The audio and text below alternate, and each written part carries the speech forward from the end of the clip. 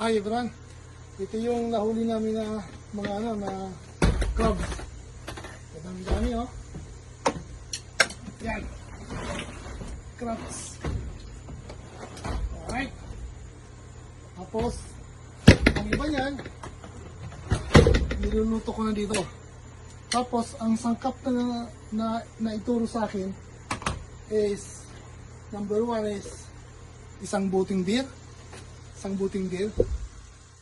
Kahit anong klaseng beer, basta 12 ounce. And then, kung ilan yung amount ng beer, ganun din ang amount ng vinegar. Ang ginamit kong vinegar dito yung apple cider. Yun ang available sa kusina. Pagkatapos, binigyan ako ng isang kaibigan ko na ito, all day. Subukan ko daw dahil ito ang mas maganda dito para sa mga crabs. Ayun nga, may patak ng crabs, saka shrimps, or chicken, pwede rin. Ito, binigay sa akin ng mga nakarang buwan yata. Anyway, ito ang binigay niya sa akin.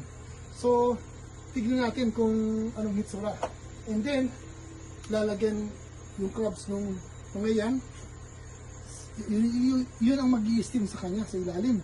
Tapos, in its layer, lalagyan itong all day para ma-absorb yung lasa at saka yung flavor ng crabs maghalo saka yung all day para mas maganda.